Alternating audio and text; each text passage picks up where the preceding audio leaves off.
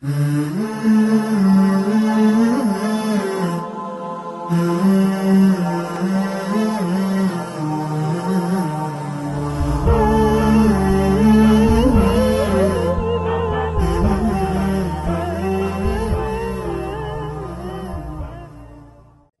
اللہ الرحمن الرحیم نحمدہ ونصلی علی رسولہ الکریم۔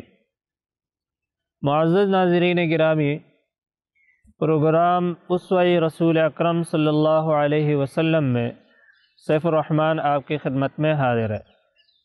آج کے اس پروگرام میں ہم ذکر کریں گے حضرت صلی اللہ علیہ وسلم کے ایفاء عہد کے حوالے سے کہ حضرت صلی اللہ علیہ وسلم نے اپنے زندگی میں وعدوں کو کیسے نبھایا اور مشکل سے مشکل گھڑی میں بھی عہد کا پاس رکھا اور اس میں وفا کی۔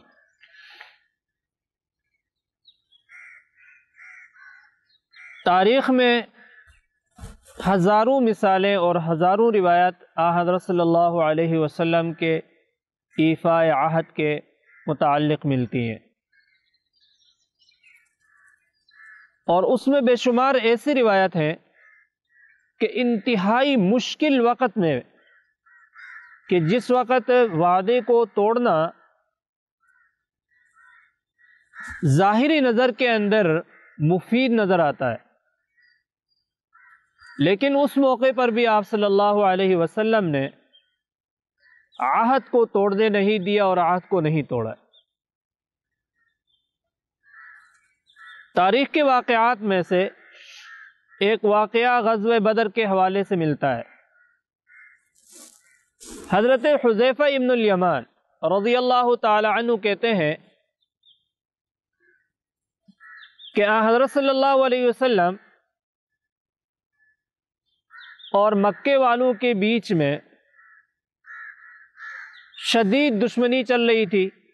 کہ جب آپ صلی اللہ علیہ وسلم مکہ مکرمہ سے ہجرت کر کے مدینہ تشریف لائے، اور ہجرت کرنے کے باوجود مکہ کی جو قوم تھی وہ آپ صلی اللہ علیہ وسلم کو چھوڑنے کے لیے تیار نہیں تھے۔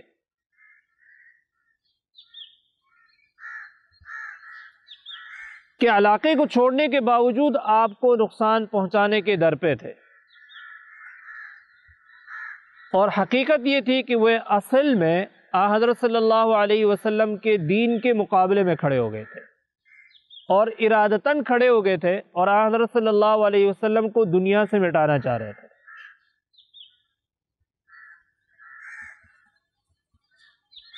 اسی دوران میں بدر کا واقعہ پیش ہوتا ہے۔ حضرت صلی اللہ علیہ وسلم ایک چھوٹی سی جماعت کو لے کر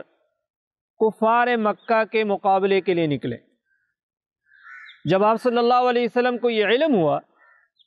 کہ دو چیزوں میں سے ایک چیز اللہ نے آپ کو دینی ہے، یا یہ ہے کہ قافلہ آپ کو نصیب ہوگا،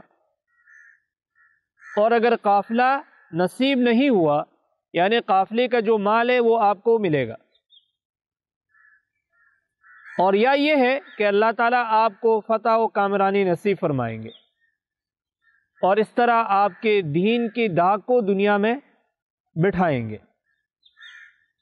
اس موقع پر آپ صلی اللہ علیہ وسلم جب نکلے تھے اور مقام بدر میں آپ صلی اللہ علیہ وسلم خیمہ زن ہوئے،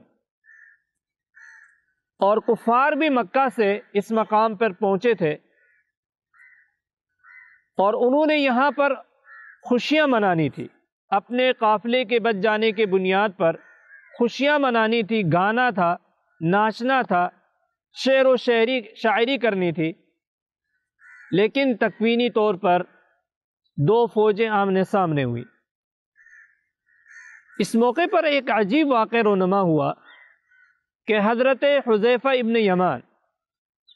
اور ایک اور صحابی ابو حسین رضی اللہ تعالی عنہما جو کہ مسلمان تھے اور مقام بدر میں پہنچے لڑنے کے لیے، تو آن حضرت صلی اللہ علیہ وسلم کی خدمت میں آئے اور آپ سے عرض کی، یا رسول اللہ کہ ہم کسی کام سے مکہ مکرمہ گئے تھے اور مکہ مکرمہ سے واپس آ رہے تھے، تو راستے میں کفار نے ہمیں گرفتار کیا کہ تم محمد کے ساتھی ہو اور ہم تمہیں قتل کریں گے، کیونکہ آپ لوگوں کو چھوڑ دیتے ہیں تو آپ مدینے جا کر اس کے ساتھ ہو لوگے، اور اب ہماری ان کے ساتھ جنگ ہونے کو ہے، تو اس جنگ میں آ کر آپ لوگ ہمارا مقابلہ کرو گے، ہمارے مد مقابل ہوگے۔ اب ہمارے پاس ایک ہی راستہ ہے کہ تم ہمارے قیدی رہو گے۔ کہتے ہیں کہ ہم نے ان سے وعدہ کیا کہ آپ ہمیں آزاد کر دیں، ہم اپنے کسی کام سے گئے ہیں، حضرت صلی اللہ علیہ وسلم کے مشن کا کوئی حصہ نہیں ہے ہم لوگ، ہم وعدہ کرتے ہیں کہ ہم آپ کے مقابلے میں لڑنے کے لیے نہیں آئیں گے، لیکن یا رسول اللہ ہم جو دیکھتے ہیں ابھی، تو اس موقع پر میدان میں ہماری ضرورت ہے۔ کیوں کہ مسلمانوں کی تعداد انتہائی قلیل ہے، بہت کم ہے،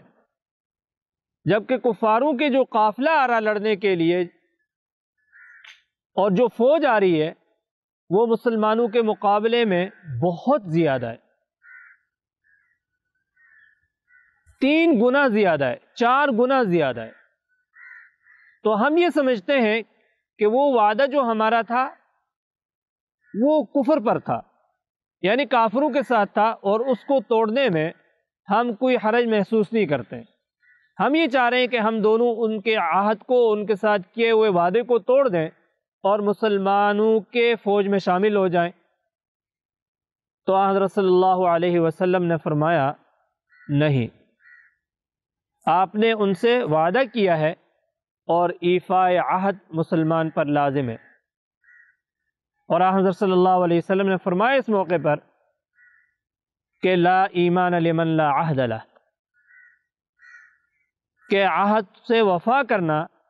ایفاء عہد، یہ بذات خود ایمان کا جز ہے، ایمان کا حصہ ہے،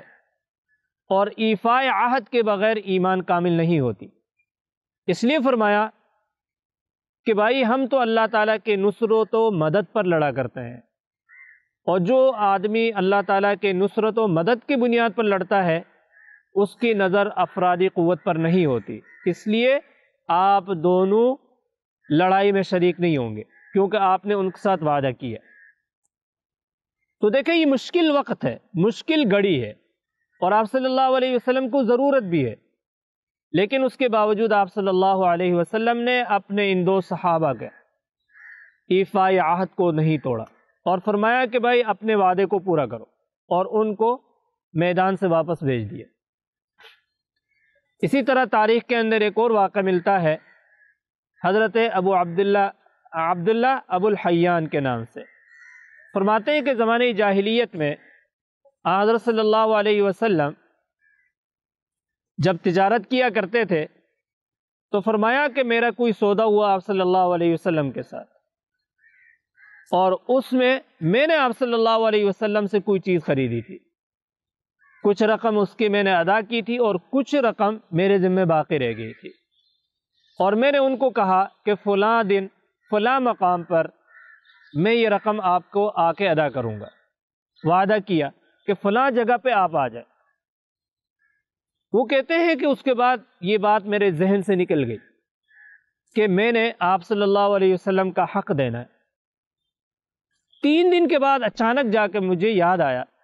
تو کہتے ہیں میں دوڑتے دوڑتے اس جگہ پہ آیا تو آپ صلی اللہ علیہ وسلم کو دیکھا کہ آپ پہلے سے وہاں بیٹھے ہوئے اور انتظار کر رہے، اور آ کے میں نے معذرت کی کہ میں بھول گیا تھا، اور بھولنے کی وجہ سے 3 دن گزر گئے۔ حضرت صلی اللہ علیہ وسلم نے فرمایا کہ ایک جملہ فرمایا کہ آپ نے مجھے بڑی مشقت میں مبتلا کیا، کہ آپ کے اس وعدے کی وجہ سے میں 3 دن سے یہاں انتظار کر رہا ہوں، کہ کہیں ایسا نہ ہو کہ ایسے وقت پہ آپ آ جائیں کہ آگے میں نہیں ہوں گا تو آپ کو تکلیف ہوگی۔ اور وعدہ خلافی ہو جائے گی۔ اس لیے 3 دن سے مسلسل میں یہاں پر بیٹھا ہوا ہوں اور پورا دن بھر بیٹھے رہتا ہوں، صرف ایک وجہ سے، وہ یہ ہے کہ وعدہ خلافی نہ ہو جائے، آپ آئے ہوں اور میں موجود نہ ہوں۔ تو فرماتے ہیں یہ تھا ہمارے رسول پاک صلی اللہ علیہ وسلم کی سیرت اور آپ کا طریقہ کار، کہ جو چیز ایک مرتبہ متعین کر دیا پھر اس کو وفا کرتے تھے۔ تو ایفاء عہد ایک ایسی صفت ہے حضرت صلی اللہ علیہ وسلم کی کہ جو نبوت کے اعلیٰ صفات میں سے ہے، اور ایفاء عہد کا طریقہ آپ صلی اللہ علیہ وسلم نے عملی طور پر اپنے امت کو سکھایا۔ اور ایفاء عہد کی کوئی چھوٹی چیز نہیں ہے معزز ناظرین گرامی، بہت بڑی چیز ہے، ایک ایسی چیز ہے کہ جو انسان کو اعتماد بخشتی ہے اور انسان کے اوپر اعتماد پیدا ہوتا ہے دوسرے انسان کا۔ اس لیے آپ نے دیکھا ہوگا کہ جو ایفاء عہد نہیں کرتا ہے، ایسے لوگوں کے اوپر بھروسہ بالکل نہیں کیا جاتا ہے، اور جب بھی معاملات کرنے ہوتے ہیں تو کہتے ہیں یار اس کے ساتھ کیسے معاملہ کروں کہ اس میں وعدہ وفا تو ہوتی نہیں ہے، ہر بار یہ اپنے بات سے مکر جاتا ہے اور بات کرتا ہے، وعدہ کرتا ہے اور پھر اس کو نبھاتا نہیں ہے۔